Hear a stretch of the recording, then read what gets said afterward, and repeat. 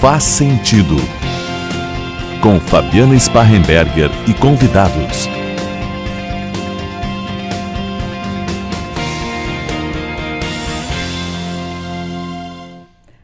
Olá, ouvintes da CDN, telespectadores da TV Diário e do YouTube do Diário. Começa agora mais um Faz Sentido e começamos hoje com uma pergunta.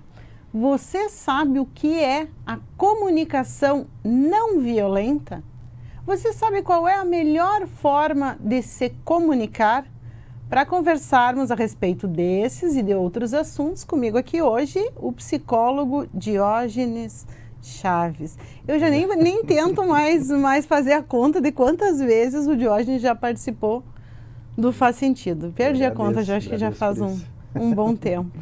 E hoje, o que baseia a nossa conversa aqui, vou mostrar para o Fernando Barcelos, que está aí na técnica, o pessoal da TV está assistindo, a capa do livro Comunicação Não Violenta, Técnicas para Aprimorar Relacionamentos Pessoais e Profissionais, de Marshall Rosenberg. Então, esse best-seller aí é que fundamenta um pouquinho essa nossa conversa de hoje. Então, hoje nós vamos aprender com exemplos, né, Diógenes? Como ser educadinhos. Como ser educadinhos e assim, sairmos dos conflitos, não ficarmos tornando as coisas ainda mais difíceis que elas são pela forma como nós nos comunicamos. Vamos começar com a enquete, Diógenes. Vamos ver se as pessoas sabem o que é a comunicação. Já ouviram falar? Sim, já ouvi falar, 64%.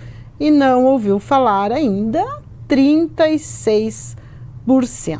O que o Rosenberger... Bom sinal, né? Bastante gente. Só tem que praticar. Quantos praticam? Eu acho que comunicação não violenta as pessoas entendem, quer se comunicar com empatia, quer se comunicar de forma clara, assertiva, serena. Mas assim, na prática, como é que funciona, eu acho que é um desafio e eu acho que a maioria não conhece. Então, esse é o objetivo que a gente vai trazer aqui, diálogos, inclusive falas, para a gente entender um pouquinho sobre a comunicação não violenta. O que é esse processo segundo o Rosenberg, tá? Como é que acontece a forma de comunicação para que possa ser dito que essa comunicação é não violenta? As ações concretas que observamos e afetam o nosso bem-estar. Nós comunicamos as ações que nós observamos sem julgar, sem interpretar, sem condenar, sem pensar o que o outro está imaginando. Nós comunicamos como nos sentimos em relação ao que observamos. Então, nós observamos a situação sem julgamentos e depois nós comunicamos para a pessoa com a qual nós estamos falando como nós estamos nos sentindo diante daquilo.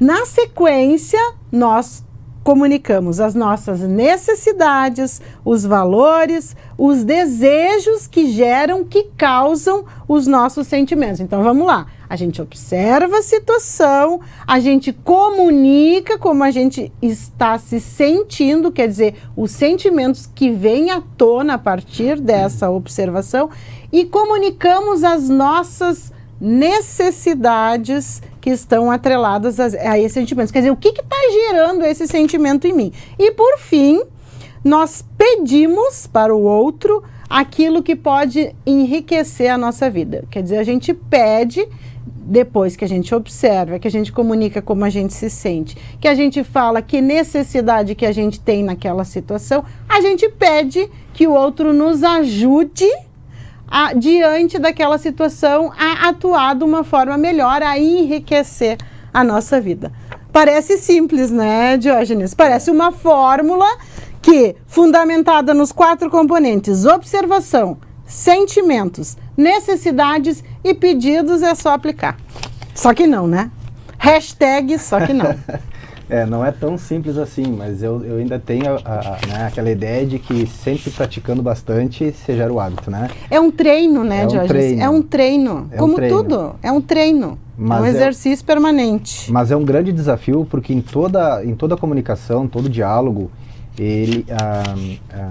muitas vezes, dependendo do diálogo, a gente é provocado, né? A gente se sente muitas vezes ameaçado, exposto, né? Ou pelo menos com medo atacado. de ser atacado.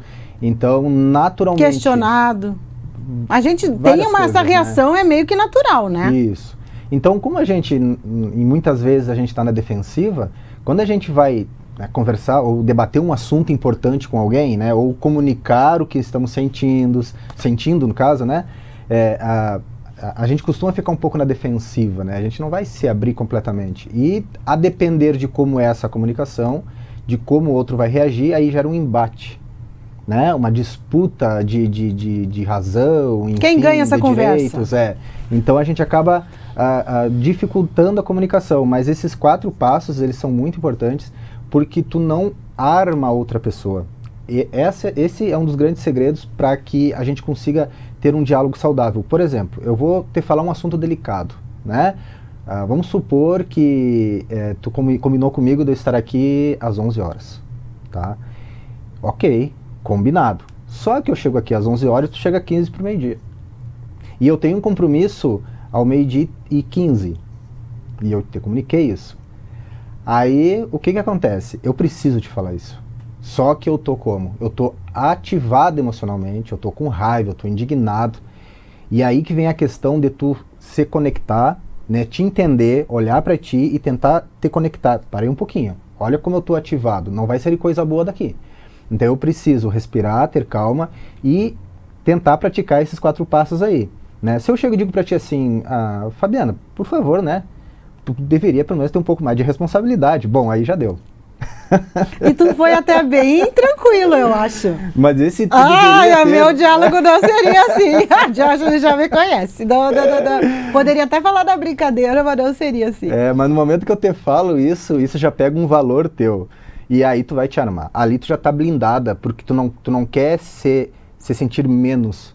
Então, enquanto eu estou te criticando, porque aí já começa com uma crítica, um julgamento. Um julgamento e uma crítica. Tu já tá se blindando. E tu não tá refletindo sobre o que eu vou te dizer. Tu tá buscando uma resposta para no mínimo empatar comigo. Certo. E aí não vai produzir nada de bom. Agora, se eu, por exemplo, né, eu tenho que conversar contigo em algum momento, e eu observo a situação. Parei um pouquinho. Ela chegou atrasada. Tá com os olhos vermelhos de tanto chorar. Não sei o que aconteceu com ela, não posso julgar, né? Talvez em algum momento ela me conte, então eu vou ter que respirar um pouquinho. E como que eu chego em ti? Primeiro eu comunico o que está acontecendo.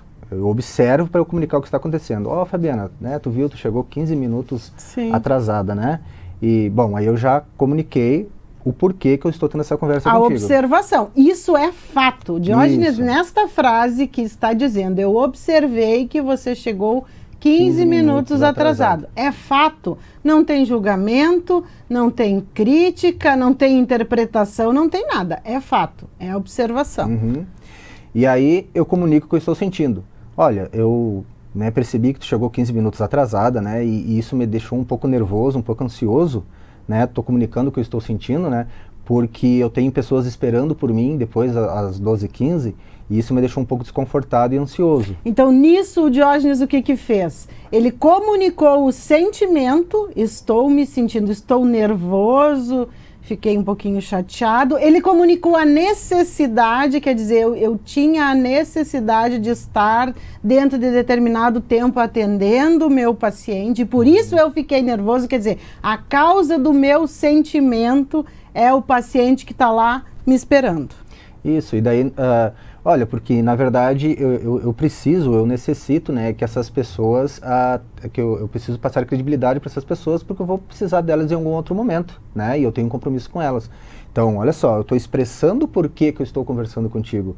Tem um porquê, não é do nada, não é para te criticar ou te fazer menos que eu, né. E por fim, eu vou te fazer um pedido, olha, se der para a gente encerrar uns 10 minutos antes, né, eu vou te agradecer.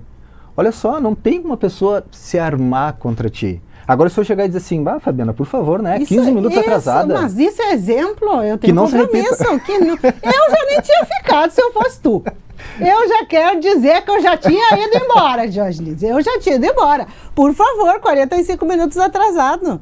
Já tinha, não ia ter esse diálogo aí. Não, brincadeira, né, gente? Brincadeira, mas é... E esse é o objetivo que o Diógenes está nos ajudando aqui neste programa. Porque a gente já falou muito sobre comunicação na gestão, na liderança, já fizemos programa sobre comunicação assertiva, e esse programa aqui, para a gente falar de como se comunicar de uma forma empática, não violenta, e ela tem justamente esse objetivo, trazer o exemplo na prática para que você consiga entender o como pode... eu não sei se daria para a gente falar, mas jogar para si a responsabilidade. É a partir da sua condução que o resultado todo vai acontecer. Como a psicologia cognitivo-comportamental sempre fala, eu sempre repito isso, né? Não são as situações ou o momento que vão te perturbar ou vão te causar algum desconforto. É como que tu interpreta aquilo, é como que tu enxerga aquilo. E olha que interessante, quando a gente está num diálogo, por exemplo, né, eu chego para ti e digo assim, eu quero trocar esse visual aqui. Só que se tu não me autorizar, não tem como. Só que eu tô indignado já, porque eu já tentei falar contigo, tu me ignorou, tu me sentindo um nada aqui, né? Então, como que eu vou chegar na Fabiana e vou dizer pra ela, né, que a gente poderia trocar isso aqui? Eu posso chegar e dizer pra ti assim, Fabiana, pelo amor de Deus, né? Eu já te falei várias vezes, parece que tu me ignora. Sim. Isso aqui tá horrível, tá ridículo. Isso vai te atingir porque talvez tu esteja gostando desse ambiente. Talvez para mim seja lindo. É lindo, né, Fernando Barcelos? O Diógenes acho que não gostou do nosso cenário novo. Quem está na rádio não está podendo... Quem está na rádio não pode ver. A gente está com um cenário lindo aqui do Faz Sentido. Eu não sei se isso aí é uma indireta. Mas o Diógenes não é das indiretas. Ele teria comunicado de uma forma elegante, como o Diógenes. Não me bota numa saia justa. Não, é tudo exemplo fictício, né, Diógenes? Então, assim, o que é importante aí? É importante que eu tenha uma percepção sobre esse ambiente e eu tenho que entender que tu tem outra. Não é porque eu estou enxergando que esse ambiente é ruim, ou está abafado, ou está triste, que tu também vai achar. E eu chego aqui exigindo, ou impondo, ou querendo pouco saber da tua opinião. Né? E isso às vezes pode gerar um embate. E tem muitas pessoas que fazem isso, né? Elas chegam já dando a opinião e dando a sua percepção sobre a situação, mas a outra pessoa não pensa assim. E as pessoas dizem assim, mas é que eu sou direta, eu sou objetiva, eu sou franca, eu sou verdadeira. Eu sou assim mesmo. É o meu signo. Meu signo é ótimo. O signo ajuda muita gente. Signo, sangue, né? Tá no meu sangue. A cultura da família. A minha família, assim. Eu puxei pro meu avô. É verdade. Não vou mudar. Então, justificativa, a gente tem várias para seguir o embate e seguir não resolvendo a comunicação, que esse é o objetivo da comunicação não violenta. É sair do conflito sem essa coisa, um tá certo, um tá errado. Não, mas realmente com as necessidades de ambas as partes atendidas. Mas é interessante se eu chegar e dizer para ti assim, Fabiana, o que tu acha desse ambiente aqui? Pergunta, né? Por que a gente não começa perguntando, né? Diz, ótima sugestão. Por que a gente não chega perguntando? Claro, porque eu tô considerando... E aí vamos voltar pro exemplo anterior. Eu estava um pouquinho preocupado. O que aconteceu? Aconteceu alguma coisa? Por que a gente já não sai avaliando, julgando e criticando? Por que a gente não pergunta? Tu tá bem? Uma ferramenta. Tu tá bem?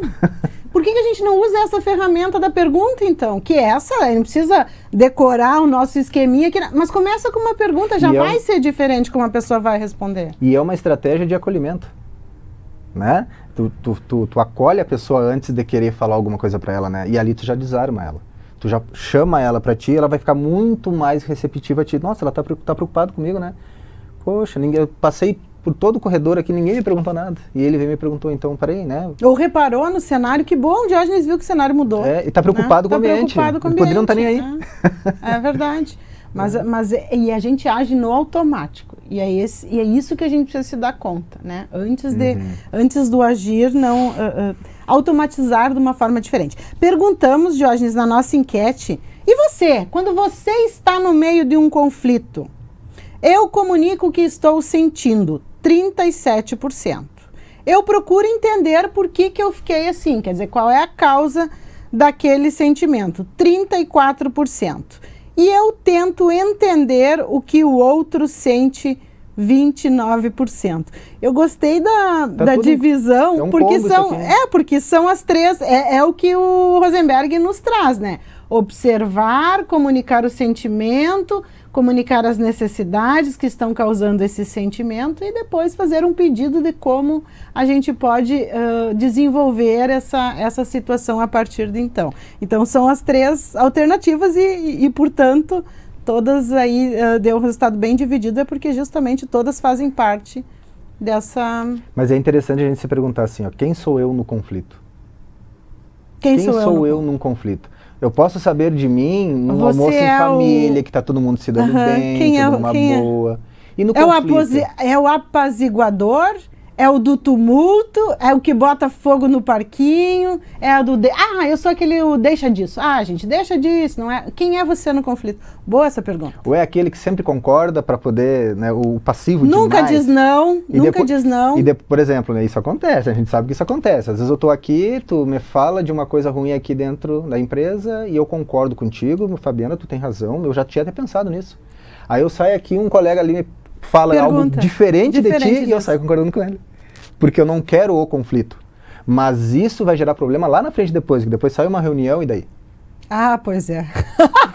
Porque isso sempre vem à tona, né, Diogenes? Aí a comunicação sempre vem à tona. Essas conversinhas de corredor e que muitas vezes não são nos fóruns adequados para serem feitas, sempre vem à tona. Às vezes não querer o conflito também gera um problema. Né? Não querer o conflito no sentido de tu não querer expor o que tu está sentindo, ser honesto, a honestidade crítica, né? De tu ser honesto com o que tu está sentindo. Às vezes pela pessoa não querer ser assim, ela vai criando alguns probleminhas. Porque ela concorda contigo, depois o outro lá é contra ti, ele concorda com ele, e vai concordar, ele só concorda. E depois ele se posiciona como, né? E aí fica, às vezes, muitas vezes, jogando um contra o outro. Mas o Diógenes concorda comigo. Eu disse, não, mas o Diógenes também concorda comigo. Eu disse, mas como assim? Como assim? De que lado ele está? Boa. Perguntamos também, antes da gente entrar no próximo bloco, chamar o comercial, sou empático na comunicação quando... Eu observo sem avaliar e julgar. 37% acham que é esse o caso. Sou empático quando identifico os sentimentos, os meus sentimentos em relação àquela observação e as causas. 48%. E eu peço ao outro o que precisa melhorar. 15%. Vocês podem perceber aí que são justamente os passos que o Rosenberg nos ensina aí para sermos empáticos e não praticarmos a comunicação não violenta. Não sei se eu posso falar agora ou no próximo bloco. Pode falar agora, ainda temos uns minutinhos. Sobre empatia. As pessoas costumam... Eu vou repetir aqui o que eu já falei em um outro momento, tu vai lembrar. Né? Que é sempre bom reforçar. Eu gostei do exemplo. Vamos repetir o exemplo, aquele da mão? A empatia, as pessoas costumam dizer que é se colocar no lugar do outro. Né? Você tem que aprender a se colocar no lugar do teu colega ali, que tu vai conversar. Por exemplo, tu chegou 15 minutos atrasado. Né? Não, se coloca no lugar da Fabiana. A agenda dela deve estar cheia. Claro. Está sempre correndo. Claro. Eu vejo que tu chega assim com um semblante triste, cansada, né, angustiada. E eu, muitas vezes, se eu não sou empático, se eu não tenho essa sensibilidade, eu já tô querendo te detonar. Eu não quero saber como tu tá. Só que é o seguinte, a empatia que as pessoas costumam dizer que é se colocar no lugar do outro, não tem como eu me colocar no teu lugar.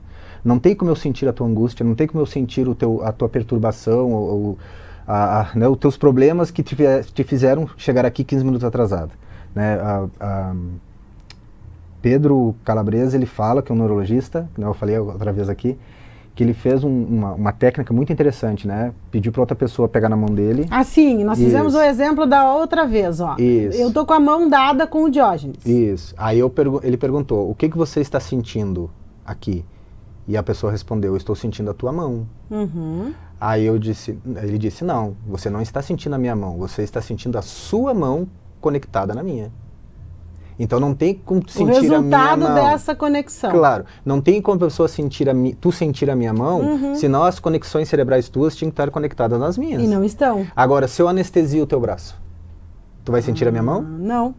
Não. Então, na verdade, tu sente a tua mão conectando a mim. Então, não tem como tu sentir o que eu sinto. Certo. Agora, empatia é o quê? Empatia é tu se sensibilizar pela condição do outro. É tu ter afeto pela dor do outro, ter afeto pela angústia do outro. Ou seja, é ser, de certa forma, afetado pela angústia do outro. Eu te vi chegar daquele jeito e isso me sensibilizou. Acolher. Isso, me deu vontade de te acolher, de botar no colo, de dizer, vem aqui, o que houve. Então, isso é empatia, entendeu? E o que seria a compaixão, né, pelo que eu entendo? A compaixão é tu ir lá e fazer, é tu ir lá e agir, né? Mas a empatia é isso, é tu se sentir afetado pela dor do outro, pela angústia do outro. Então, sou empático na comunicação quando observo sem avaliar e julgar. Ok, eu vou observar porque chegou isso, pode me tocar em algum sentido, né? Identifico os sentimentos e as causas, neste caso aqui seriam os meus. Identifico os sentimentos e as causas da pessoa. Da pessoa. Ah, sim. Da pessoa. Né? Eu identifico, né? E isso, claro, de certa forma tem que me sensibilizar, senão não é empatia, não tem empatia. E peço ao outro o que precisa melhorar. Aqui seria a empatia em ação. Isso. Né? De certa forma, tem que saber pedir, botaram 15%, mas tem que saber pedir, tem que saber chegar saber falar, acolher, né? Então, é que é um todo, né? É um processo, essas 3 alternativas, todas promovem a comunicação não violenta. Sim. E garantem, no caso, a empatia no processo. E agora nós vamos ter que chamar o intervalo, Diógenes. Já estouramos o tempo, mas olha como está interessante esse programa, hein? Nós vamos sair aqui pelo menos sabendo como tem que fazer, né? Depois cada um com a sua missão. Voltamos já já. Estamos apresentando Faz Sentido.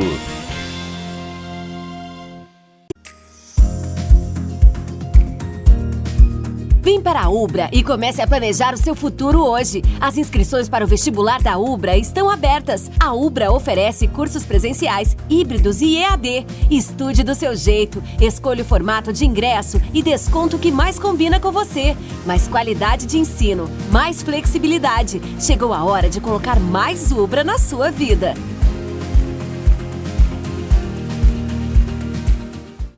Está de portas abertas em Santa Maria, a Excelência, clínica especializada na prática de quiropraxia. É ela que é responsável pelo tratamento da coluna e demais articulações sem a utilização de medicamentos. O tratamento quiroprático atua tratando a origem do problema. Pode ser aplicada a hérnia de disco, dores na coluna, dores musculares e dores em articulações. A Excelência está localizada na Central de Clínicas, Rua Pinheiro Machado, 2350. Agende sua avaliação. Cadeira gamer com internet com fibra que faz a casa brilhar. Sofá da avó pra torcer e curtir muito. Ponto de ônibus com a internet móvel mais rápida do Brasil. Cadeira de barbeiro e 5G da Claro. É igual a arquibancada mais conectada do Brasil. Vem ser multi na Claro. Tá na Claro, tá na Copa. Aos 28 anos, a Della Páscoa Engenharia segue sua trajetória com a missão de oferecer serviços de excelência aos seus clientes, apresentando soluções que possam melhorar a qualidade de vida das pessoas, encurtando distâncias e contribuindo para o desenvolvimento social e econômico de nossa região, através da infraestrutura, tecnologia e sustentabilidade. Della Páscoa Engenharia, há 28 anos transformando a cidade e região. Voltamos a apresentar Faz Sentido. Comunicação não violenta. Técnicas para aprimorar relacionamentos pessoais e profissionais de Marshall Rosenberg. Essa é a obra que baseia a nossa conversa de hoje sobre comunicação não violenta, a melhor forma de se comunicar, com o psicólogo Diógenes Chaves. Diógenes, nós vamos já para a enquete, para a gente trazer mais exemplos. Relembrando, então, que já aprendemos lá no primeiro bloco. O que é a comunicação não violenta? Nós observamos a situação sem julgar, sem criticar, sem tentar interpretar o outro. Nós falamos para o outro, a gente comunica os nossos sentimentos, como eu estou me sentindo em relação ao ocorrido. Nós comunicamos as nossas necessidades, ou seja, quais são as causas que estão por trás desses sentimentos. E, por fim, nós pedimos uma forma que o outro possa nos ajudar a conduzir essa situação de uma forma que todos possam sair beneficiados da conversa. Isso, perfeito, né, Jones? Perfeito. Então vamos direto para um outro exemplo, que daí o Jones vai nos ajudando aí a exercitar no dia a dia. Perguntamos, trouxemos aí para o público do Instagram 3 frases, tá? E perguntamos, qual é a melhor forma de comunicar? E aí trouxemos as 3 frases. Chega lascando, já chega lascando. João, você é um péssimo jogador de futebol. João, você não marca gols há 20 partidas. João, você joga futebol tão mal como o pai. E 84% escolheram a frase do João, você não marca gols há 20 partidas, como a melhor forma de comunicar. Na primeira nós temos o julgamento, né? Você é um péssimo jogador. jogador. Não vai funcionar, porque no momento o outro lá já vai se armar contra ele, não vai aceitar. Né, já vai atingir as crenças dele, né, de inferioridade, de incompetência, se ele tem alguma crença dessa, né, ele vai querer se proteger. Então já não dá muito certo. João, você joga futebol tão mal como o pai. A comparação. Ai. Eu não sou meu pai, me deixa, eu tô tentando fazer o meu caminho. Bem parece filha da tua mãe. Ouço essa, né? Parece filha da tua mãe. E quando tu faz isso, tu tira qualquer possibilidade da pessoa se melhorar, porque tu tá fadando ela àquela situação. Tu é igual a tua mãe. Quer dizer, nada do que você faça... Tu vai continuar sendo filha da tua mãe. Com certeza vou continuar, né?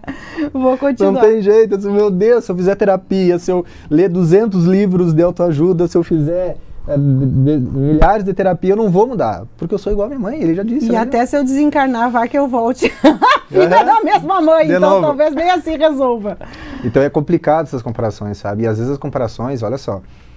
Os pais, não estou generalizando, tem pais, infelizmente, que costumam comparar os filhos com os irmãos ou com os amiguinhos. Ah, tu viu o Juquinha? O Juquinha é ágil, olha lá, ele nem reclama, ele vai. Tu fica aí sempre um molengão. Poxa, desde pequeno, várias comparações. Aí ele chega lá na escola de futebol lá, o cara chega e fala do mesmo jeito, tu é igual, joga mal igual ao teu pai, faz essa comparação, então ele está reportando ele aquela situação lá atrás. E isso vem à tona de novo, né? Porque se a pessoa não resolve isso, isso fica aceso ali, né? Fica adormecido, mas quando vem alguém e dá uma cutucadinha na ferida, ele se arma de novo. Isso aqui já vai interferir na autoestima, né? Já vai desanimar, ele não vai ter, dificilmente vai ter um potencial para poder se melhorar. Agora o do meio não, João, você não marca gols há 20 partidas, ou seja...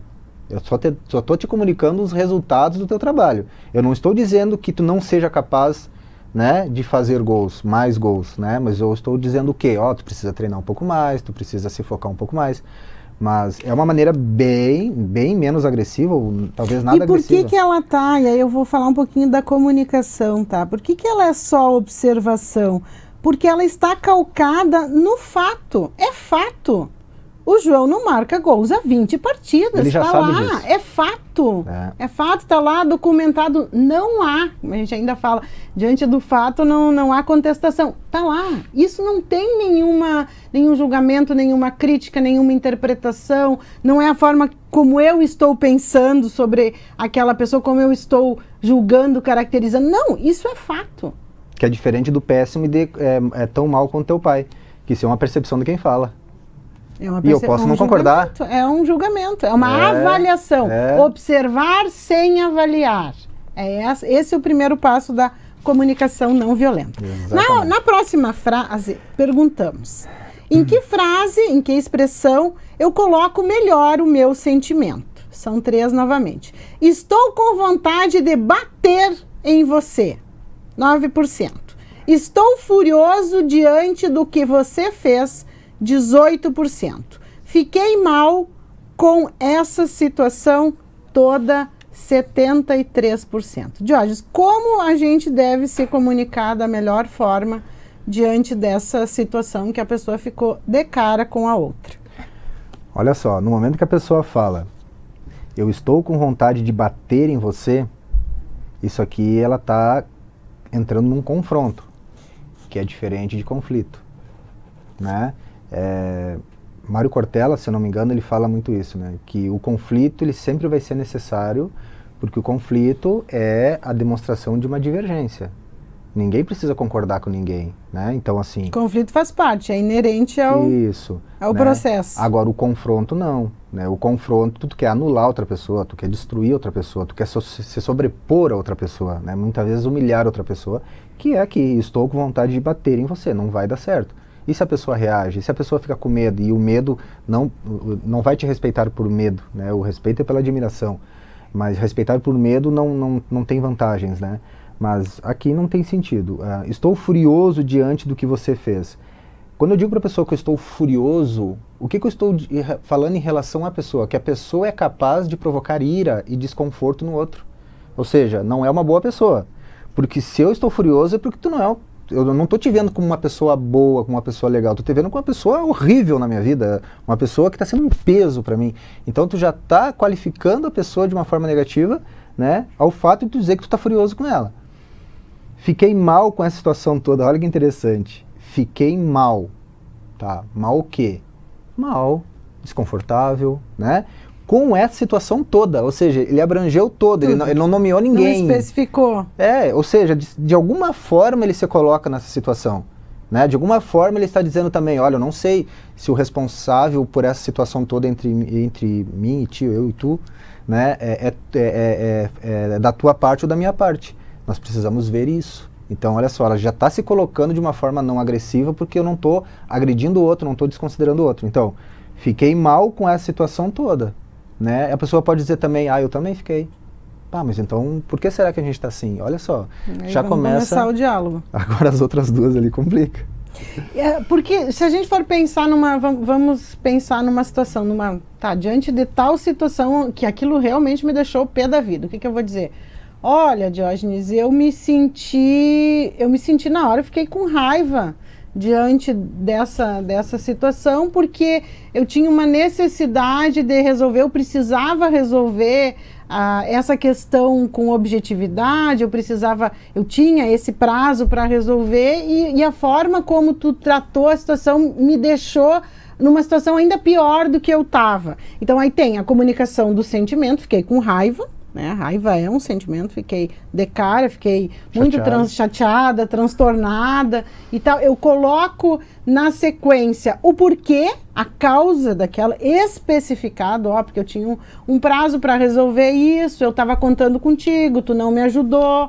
E eu preciso, e aí por fim, então, para fechar a comunicação, e eu preciso da gente pensar juntos aqui de como é que numa próxima a gente pode evitar essa situação novamente. Pedir tua ajuda. Como é que... Né? E não é exigência. Aí tá a diferença que a gente pode falar um pouquinho também, Diógenes, quando tu faz um pedido como exigência, porque muitas vezes é só o nome que é pedido, mas você está exigindo. Ou você faz assim, ou eu não aceito, ou a gente vai seguir com o confronto, com o embate.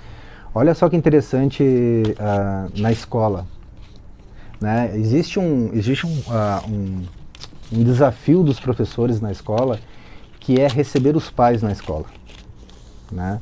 Eu estagiei 1 ano numa escola e fiquei mais 1 ano de voluntário e eu testemunhei muito isso, né? Tinha alguns professores que tinham uma certa dificuldade em receber os pais na escola, porque tinham pais que chegavam lá muitas vezes drogados, né? Chegavam lá totalmente alterados.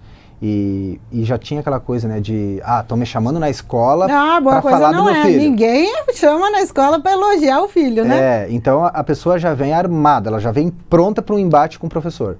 Então a gente fez algumas reuniões lá, a gente trabalhou bastante isso, né? E olha que interessante, né? Eu ajudava os professores nesse sentido. Olha só, quando o pai chega, ou a mãe chega aqui para conversar com vocês têm que ter essa consciência de que eles estão bloqueados. Sempre considere que esse pai e essa mãe estão bloqueados e vocês precisam desbloquear para depois falar o que está acontecendo. Sim. Então a gente já buscou um ambiente só para isso, porque os pais eram recebidos na frente dos outros professores, né? Então, poxa, expondo ali, né? O pai já fica assim, expondo meu filho para todo mundo aí. Então, eu tô me lembrando de algumas reuniões que tinha fila na mesma sala e era filas, né? Para falar com cada professor era tudo, então a gente acabava ouvindo, né? Não tem como não ouvir. Sim, e como é que os pais vão ficar, né? Não tem como sentido, não ouvir. Né? Então a gente pegou uma sala do SOI, organizamos, colocamos poltronas, né? Arejamos, ficou muito bonito lá. E eu sugeri para os professores, olha, atenda os pais sempre lá, sozinhos, conversando. Olha, foi muito bom. E o que acontecia? Os pais chegavam lá e eu dizia para os professores assim, sugestionava para eles, olha, primeiro chamem os pais para vocês, né? Os pais são os aliados de vocês. Eles não são o problema porque deram uma boa educação para o aluno. Não, eles têm que ser aliados. Então, olha só. Primeiro, os pais chegavam, né? E o que era o interessante falar para eles? Primeiro, fazer aquela observação, né?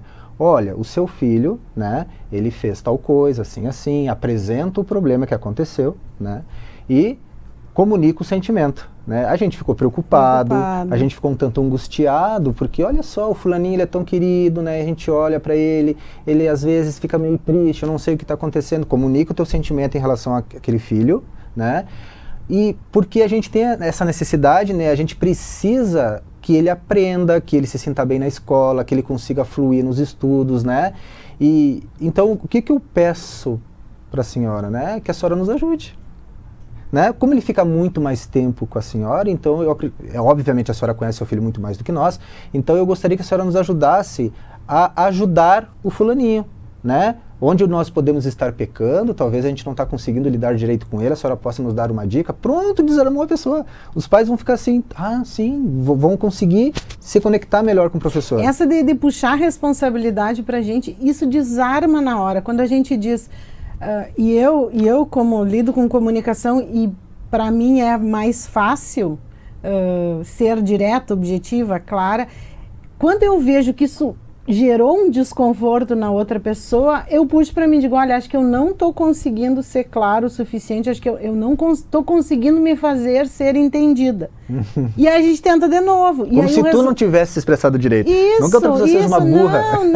Não, olha, acho que eu não consegui colocar a questão da forma como ela deveria ter sido colocada.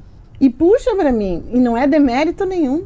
A gente é essa mania que a gente tem de ir para uma conversa de um conflito querendo ganhar guerra. Sim. Não é guerra, gente. Não é guerra. Sim. E essa questão da empatia, que ele fala muito, né? Os pais já chegam na escola ali, muitas vezes cansados, às vezes com um relacionamento, né, complicado, né, com um monte de problema. Ainda tem que ir na escola, porque o colega, às vezes é um reflexo dentro da escola, né, que vai ser refletido dentro da escola, do filho não tá bem. Aí chega o professor lá já apontando o dedo. E aí, mãe, o que está acontecendo com o fulaninho? Putz, né? Não vai perguntar como eu tô? Começar, né? E aí, não vai me dar um copo d'água? Tá tudo certo? Como é que a senhora tá? A senhora tá bem? Não. Né? Não. Você sai comunicando. O que está acontecendo? E, claro, isso aí é uma opinião minha, né? Eu acredito que lá a gente trabalhava assim e funcionava. Não chamem a mãe de mãe, o pai de pai. E aí, mãe, como é que tá o fulano? Em casa, olha, mãe, eu vou lhe dizer, pai, o seu filho. Não. Senhor João, como que o senhor está? Vamos conversar sobre o seu filho? Dona Tereza, né? Quando tu fala senhor João e Dona Tereza, tu está considerando toda a vida daquela pessoa. Tu está considerando todos os problemas que ela pode estar tendo e que talvez esteja realmente dificultando a criação que ela está dando ou o foco que ela tem que dar para os estudos do filho. Então tu acolhe essa pessoa, tu considera o lado dela também e depois tu vai largando a situação que tem que ser largada. Essa pessoa vai sair de lá te apertando a mão e tu aliada ainda, né? Se alia a ti para ajudar essa criança, né? Em tese, né? A gente espera que seja assim.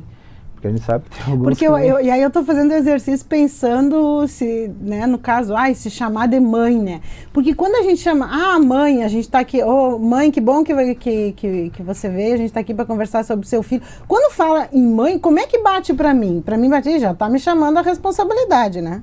Péssima mãe. Tipo, tu é mãe, tu tinha que ter resolvido essa situação. Não interessa o resto. E como isso, e a gente faz no automático e muitas vezes a gente não tem essa percepção, a gente não pensa em como isso vai bater lá na outra pessoa. Isso.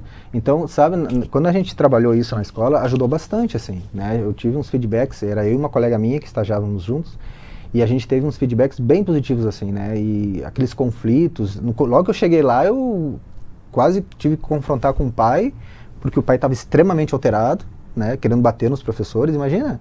Aí eu fui lá, conversei com ele, concordei com ele, sempre concordava. No começo, não, realmente, o senhor, não é por pouco que o senhor deve estar estressado, né?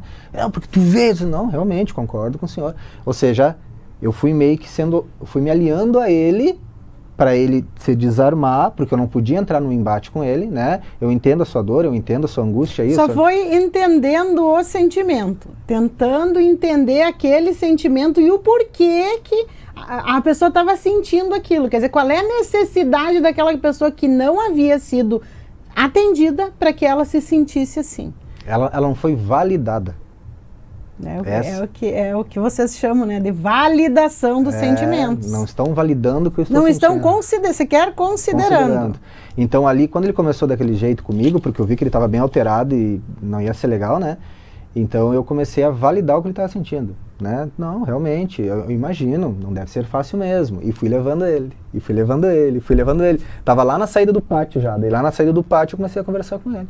Aí ele, no fim das conversas, me apertou a mão e foi embora. E eu cheguei para os professores e falei, agora nós vamos conversar aqui um pouquinho, né? Que foi por aí que a gente começou a surgir essa ideia de como comunicar, né, as nossas angústias com determinado aluno, com o pai e com a mãe. Porque se for de uma forma violenta, eles vão retribuir da mesma forma. Sim, é consequência, vai reagir do mesmo jeito. E falando agora sobre os pedidos, como é que então a gente pede, né? Como é que a gente faz esse pedido para que a situação se desenrole de uma forma satisfatória? Que pedido tem mais chance de ser atendido? A gente trouxe 3 frases aí para você pensar conosco. De que forma eu posso comunicar que eu aumento a minha chance de ter a minha demanda atendida? Eu gostaria que você trabalhasse menos. 35% votaram nessa. Outra dizendo assim, eu estou só, me sinto sozinha e queria ficar com você uma vez na semana. 58%. E por que você não larga logo esse emprego?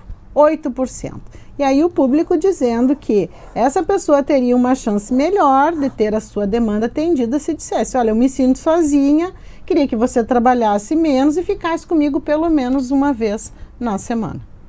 Dizer o porquê, né? Dizer o que está sentindo, né? Porque eu gostaria que você trabalhasse menos, a pessoa vai trabalhar menos, ela pode até acatar isso, mas daí ela vai chegar em casa e vai começar a preencher o tempo com outras coisas. E a gente comentava, antes de eu chamar o intervalo, a gente comentava um exemplo do livro. O livro, ele é rico em exemplos, ele traz essas frases, é muito importante, tem muitos exemplos, Diógenes, de escolas, de atuação do autor em conflitos escolares, com direção em conflitos, inclusive de conflitos étnicos, tem vários tipos de conflitos e o desenrolar do diálogo para que a gente entenda. E ele traz, o Rosenberg, justamente um exemplo de uma mulher que depois de 36 anos, ela consegue comunicar ao marido que realmente ela tinha necessidade, porque ela dizia para o marido, eu queria que você trabalhasse menos, você trabalha muito e tal. O marido parou de trabalhar, mas começou a trabalhar fora, começou a fazer em casa outras coisas. Trabalhando menos. E o que ela queria não era que ele trabalhasse menos, é que ele ficasse mais tempo com ela. Só que ela não comunicava essa necessidade de uma forma clara e específica. E achava que ele precisaria se dar conta, né, daquilo e fazer, e sentir o que ela estava sentindo e passar a fazer diferente. Então, a importância da gente, isso a gente falou no programa anterior, Diógenes também, que foi sobre comunicação assertiva, a gente precisa comunicar o óbvio. E a gente não se dá conta que muitas vezes a gente não é atendido na nossa necessidade porque a gente não comunicou a nossa real necessidade. Como ela disse, olha, eu quero que você fique mais tempo comigo. Eu quero que você jante 2 vezes por semana com a sua família. Não adianta dizer que trabalhe menos. Né? Mas tu sabe, Fabiana, que às vezes a gente traz isso da nossa infância, assim, né? Porque os nossos desejos, os nossos gostos, as nossas dores, as nossas angústias, toda vez que a gente expressava claramente quando criança, porque a criança ela é sincera, né? toda vez que a gente, de alguma forma, expressava isso, a gente era julgado, a gente era desconsiderado, os pais achavam uma bobagem, ou não atendiam, né? Então, as minhas experiências sempre foram negativas, ruins, né? Quando eu expressava realmente o que eu queria dizer.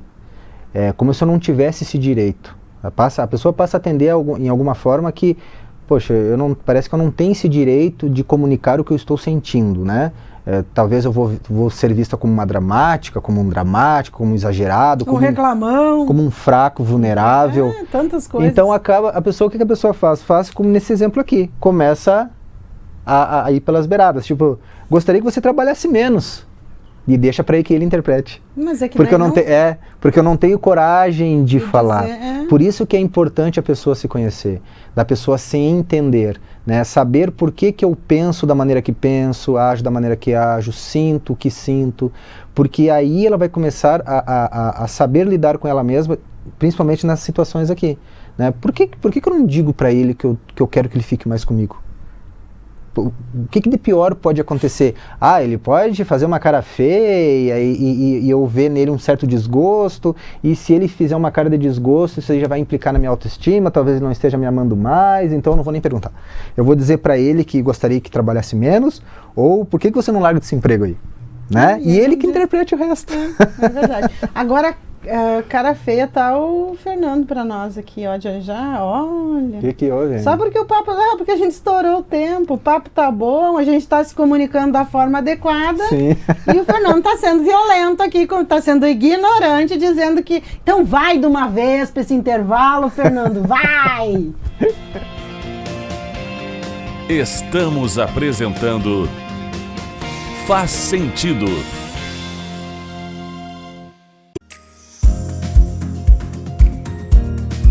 Vem para a Ubra e comece a planejar o seu futuro hoje. As inscrições para o vestibular da Ubra estão abertas. A Ubra oferece cursos presenciais, híbridos e EAD. Estude do seu jeito, escolha o formato de ingresso e desconto que mais combina com você. Mais qualidade de ensino, mais flexibilidade. Chegou a hora de colocar mais Ubra na sua vida.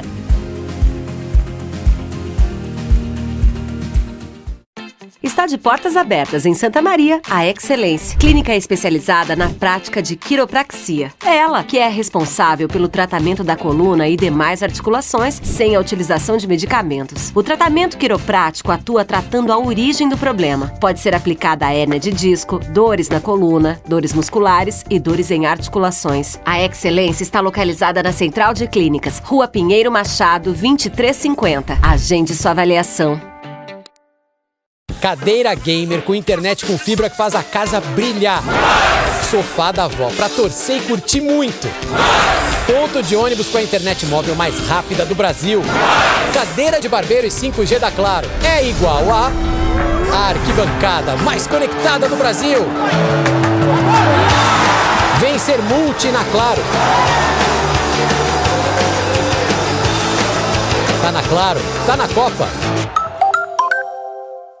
Aos 28 anos, a Della Páscoa Engenharia segue sua trajetória com a missão de oferecer serviços de excelência aos seus clientes, apresentando soluções que possam melhorar a qualidade de vida das pessoas, encurtando distâncias e contribuindo para o desenvolvimento social e econômico de nossa região, através da infraestrutura, tecnologia e sustentabilidade. Della Páscoa Engenharia, há 28 anos transformando a cidade e região. Voltamos a apresentar Faz Sentido. Comunicação não violenta é o tema de hoje. Nosso Faz Sentido com o psicólogo Diógenes Chaves. Nós vamos direto, Diógenes, que a gente não está cumprindo o nosso tempo aqui, então eu vou direto nos enquetes para a gente não deixar de falar na empatia. Que é essa, o Diógenes já conceituou aqui, mas que é essa condição necessária para que a gente consiga fazer essa comunicação de uma forma não violenta. Perguntamos, a empatia passa longe quando avaliamos e julgamos o outro? Você pode mais. 36% votaram nessa frase. A empatia passa longe quando damos conselho. Já fiz isso e tive sucesso. Quer dizer, vai lá e faz também que você vai conseguir. 13%. A empatia passa longe quando depreciamos. Ah, tu reclama, mas tem gente em situação muito pior. 51%. E aí, Diógenes, a empatia passa longe em todos esses casos. Né? Não há empatia em nenhuma dessas frases. Não há nenhum sentimento de afeto aqui pela situação do outro, né? Nenhuma, como é que eu vou dizer, uma sensibilidade aqui, né? Avaliamos e julgamos o outro. Você pode mais, tá? Mas porque tu não tá sentindo o que eu tô sentindo, literalmente, né? Olhar de fora fica muito mais fácil. Damos conselhos, né? É fácil dar conselho, né? Porque todo conselho é pelo meu ponto de vista, né? Pela forma, é aquilo que eu tinha falado, né? Eu tenho uma percepção, eu tenho um olhar da realidade que é diferente do teu. Então, normalmente, o conselho que eu dou é segundo a minha percepção. E, às vezes, a tua percepção não vai fechar, né? E, às vezes, o conselho, ok, não estou dizendo que conselho, às vezes, não ajude, né? Pode ajudar. Mas, no caso do conselho aqui, ele muitas vezes pode se tornar agressivo, esse conselho, né? A pessoa pode não receber bem porque ela não está conectando a realidade como tu está conectando. E às vezes a pessoa te dá o conselho, mas não é um conselho, ela está apontando aquela saída, mas já numa forma de crítica. Fulano me convidou para sair esses dias e depois da última hora ele desistiu porque ele não me explicou até hoje porque ele não quis sair comigo. Ah, não, mas olha, nem perde teu tempo. Nem perde teu tempo, assim, ó, tem tanto homem por aí, ou se não tem tanta mulher por aí, ó, já tô vendo, ele não tá... Nem aí. Olha o meu conselho, segundo a minha percepção. E eu não quis entender, quanto tempo vocês estão juntos? É a primeira vez que ele faz isso? Que ela faz isso, né? Tu já procurou perguntar, entender... Perguntou o que aconteceu. Né? Como que tu tá te sentindo? Tu tá te sentindo muito agredida, muito... Não, a pessoa já vai dar aquele conselho. Ó, se fosse eu, porque talvez eu já tenha passado por uma situação assim e eu tô ainda com aquilo não resolvido dentro de mim, sabe? Então, o conselho às vezes a gente tem que avaliar muito o conselho, né? E por fim nós depreciamos. Tem gente que está em situação bem pior. Não sei porque você está reclamando se aí fora está bem pior. E aqui é importante a gente saber que aflição, sofrimento, a gente não se compara, não se mensura, né? Por exemplo, tem gente que está em situação pior. Eu estou internado e estou para fazer um procedimento não tão complicado, mas envolve agulha, envolve sangue, envolve não sei mais o que. Internação e tudo mais, né? E a pessoa está extremamente angustiada com aquela situação. Aí eu digo assim, mas tem um outro ali que faz uma semana tá com câncer. Tá com os dias tu tá reclamando? Isso não é nada. Mas às vezes... Mas pra pessoa é. Porque o que machuca a pessoa ali, ó, não é a situação em si, mas é o significado da situação. É o que tudo aquilo ali significa para ela. Eu acho que eu já falei aqui também sobre isso uma vez. Tem gente que tem fobia de algodão. E aí, explica. Pelo amor de Deus, fobia de algodão. Tu te apavora por causa de um algodão. Se eu jogar um algodão no teu colo, tu desmaia. Meu Deus, que ridículo. Não, é que essa pessoa, o algodão, é um objeto, símbolo, que te aciona arquivos da mente de traumas, de dor, de angústia, de sofrimento. Então, por exemplo, imagina uma criança que passa internada quase toda a infância. Já nasce com alguma doença, né, que precisa receber tratamento constante. E está toda hora naquele sofrimento, agulha, dor, algodão, ambulância, roupa branca, médico, cheiro do hospital. Como ela passa por um sofrimento constante ali, é natural que o cérebro dela comece a fazer um rastreamento da situação para ela identificar objetos, coisas que lá na frente depois, quando ela enxergar, ela seja avisada, ó, cuidado. Tu está prestes a passar pela mesma situação de novo. Então é uma forma do cérebro proteger essa pessoa. E daí a pessoa ela está num lugar lá e tem um algodão ali. E ela já sai ali e já se assusta com aquele algodão. Não é o algodão o perigo, é o significado do algodão. Aquele algodão acionou dores dentro dela, acionou um monte de questões dentro dela que fizeram ela entrar em sofrimento. Então como que eu vou julgar uma pessoa que ela tem medo de algodão, se o significado é dela? Não é eu que estou significando, eu não passei pela mesma realidade que ela. Então, e ela não finge ter medo. Uma fobia de algodão, a gente não finge ter fobia. Ninguém sofre porque quer sofrer, literalmente, né, numa fobia.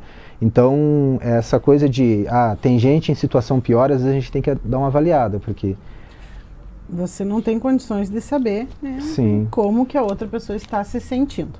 Perguntamos, com quem é mais difícil ser empático? É mais difícil ser empático com os amigos e colegas, 22%. É mais difícil ser empático com o chefe, 44%. E com a família, 34%. Por que é tão difícil ser empático com o chefe? O que tu acha? Tu concorda com essa enquete? Pois é, eu não sei que com a família, mas eu acho que é mais difícil ser empático com a família. Tu acha? Eu acho que as pessoas são mais verdadeiras, são mais... Se teu chefe disse que tá doente, que vai internar no hospital porque descobriram alguma coisa nele, e um ente querido teu fala a mesma coisa, com quem tu vai ser mais empático? Com qual dos dois tu vai te sentir mais afetada, mais sensibilizado? Com o familiar. Então aqui eu fiquei pensando, talvez a gente consiga ser mais empático com a família, porque as dores da família doem na gente também. Porque às vezes é um pai, uma mãe, um irmão. Tá, mas aí tu tá falando no, entre aspas, bom exemplo, mas quando alguém te irrita dentro da família. Difícil ser empático na família. O chefe até tu cria umas barreiras, tu vai, né? Até porque tu tem... Eu entendi aqui. Tem uma situação a zelar aí. Mas com a família tu já vai sendo quem tu é. Tu não fica muito preocupado com o que a outra pessoa está sentindo, qual é a situação dela. Por quê? Porque a pessoa já pressupõe que tu conhece a outra pessoa porque é da família. Já sei. Lá vem fulaninha. O amor tá garantido. Novo. O amor tá garantido. Lá vem, sabe? Esse então fato já não cria. Só que não tem. Acho que a gente não faz o exercício. Acho que a gente faz pouco exercício quando é. Em situações e quanto mais rotineiras. Próximo da família, eu acho que é mais... Em rotações rotineiras tu tem razão. Em situações rotineiras que tu tá ali, tu não quer nem escutar outra pessoa, tu já devolve legal, né? Faz sentido, sim. O livro, inclusive, traz essa dificuldade que as pessoas têm de serem empáticas, às vezes, de serem empáticas com os superiores hierárquicos, que é muito, tu entende o colega, tu entende quem está abaixo da tua posição, mas quem está acima é como se, e aí vamos usar o mesmo exemplo, né? Fulano está com, mas aí deve ter feito por merecer. É diferente a relação. Eu acho que é nesse sentido que ele coloca. E também, por fim, perguntamos: empatia é o maior desafio quando eu ouço um não durante uma conversa chata, 16%. O outro fica em silêncio, 28%. Quando eu não gosto da pessoa, aí o desafio é maior para ser empático. Como é que tu vai te sensibilizar com uma situação da pessoa se tu... Às vezes, tomara que você ferre. Porque é mesmo que a pessoa se rale, né, Diógenes? Em tese se torna mais complicado, né? Eu estava procurando aqui no livro essa questão da empatia, e eu quero trazer, e eu não vou achar... Ele tem um capítulo, Diógenes, que ele fala só sobre a mediação e a solução dos conflitos. Aí, trazendo justamente para o vínculo familiar, para quando é algum conflito envolvendo pais, em casos de separação, tem vários exemplos. E aí ele conclui justamente que a solução do conflito, envolvendo todos esses princípios que a gente descreveu e pontuou aqui com exemplos, se isso fosse adotado, a solução dos conflitos ela ocorreria de uma forma sempre mais assertiva. Observar, identificar e expressar os sentimentos envolvidos, ligar aqueles sentimentos às suas necessidades e fazer solicitações viáveis a outra pessoa, usando sempre uma linguagem de ação clara, quer dizer, específica, né? Concreta e positiva. Então ele traz também a questão... Não irônica, não, às vezes cínica, sarcástica, que muitas vezes a gente usa dessas brincadeiras. Claro. Né? A gente muitas vezes não tem coragem de olhar no olho e falar com todas as letras, e a gente fica usando muitas vezes exemplos. A gente faz uma piadinha, né? Às vezes quer fazer uma piadinha para dizer uma verdade que eu não consigo dizer olho no olho, né? E qual é o risco disso, Diógenes? A má interpretação. né? Ou a pessoa não saber entender. Como é que a pessoa vai ficar, vai se abrir ou vai se sentir à vontade numa conversa com alguém que lida com a situação sempre dessa mesma forma? Como é que a gente vai saber realmente o que a pessoa está pensando sobre aquilo? E para fechar, Diógenes, então, quanto tempo nós temos ainda, Fernandinho? Nenhum, Diógenes. Mas eu estava procurando rápido, né? sobre a empatia, eu queria tanto trazer uma... E passa rápido. Passa muito rápido. Gente, esse livro é imperdível, aconselho todos. Dá para dar conselho, né? Esse conselho dá pra gente dar. Esse é bom. Esse é bom, né? Assim, leiam, porque eu acho que vale a pena a gente fazer esse exercício no dia a dia. Ele é muito didático, porque ele traz exemplos e sempre é mais fácil. Depois, para mim, ficou muito mais fácil. Eu sabia os princípios, mas ficou muito mais fácil entender isso no dia a dia, como é que acontece. Tu vivencia isso todos os dias, né? Todos os dias. Tem que estar com esse livrinho embaixo do braço sempre. Sempre tudo dentro. Aí eu queria deixar essa olha que importante. Ó.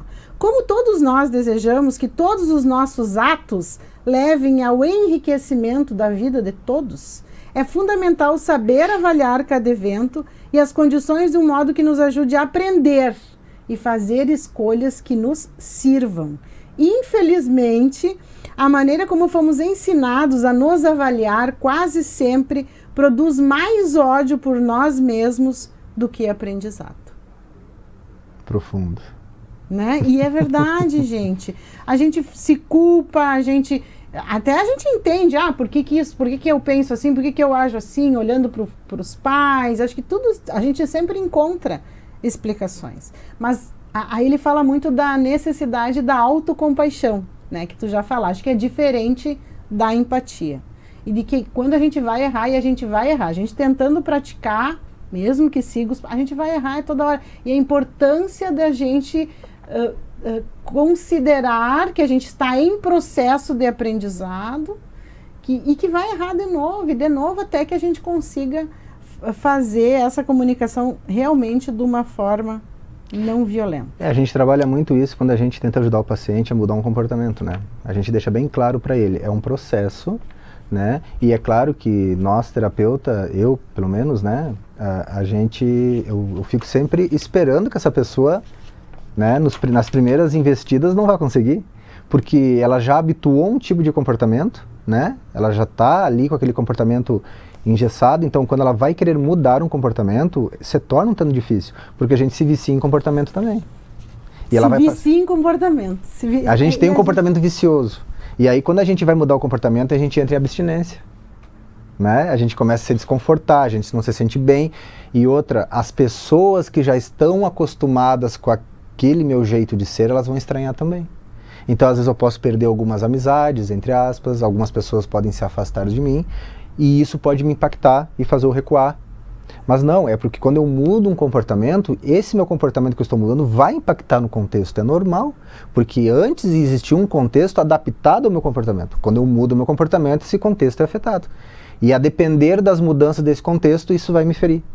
E daí quando eu ver, eu estou agindo da mesma forma, por necessidade, né? Porque eu preciso, é tipo a pessoa que parou de fumar, depois não aguenta mais, vai lá e pega um cigarrinho e fuma. Eu não aguentava mais, eu precisava desse cigarrinho, né? Tipo, daí a pessoa chega na terapia no outro dia e diz, olha, eu tentei, Diógenes, eu tentei, mas eu não me aguentei. Então respira, vamos com calma, isso faz parte, acontece, mas vamos ver por que tu não tentou. Qual foi o ponto que tu achou que tu não conseguiu agir da forma que nós combinamos, entendeu? Então, às vezes, mudar um comportamento realmente não é tão simples assim, né? Precisa começar a treinar, vai errar e continuar, é importante. até que a gente consiga se comunicar de uma forma. Então, se a gente não puder dizer não violenta, Diógenes, pelo menos menos violenta, para começar assim, que eu acho que a gente já resolve pelo menos a metade dos problemas. Isso. Agradecendo a sua companhia em mais esse Faz Sentido, agradecendo o Diógenes, e voltamos então no próximo domingo. Tchau, tchau. Faz Sentido, com Fabiana Sparrenberger e convidados.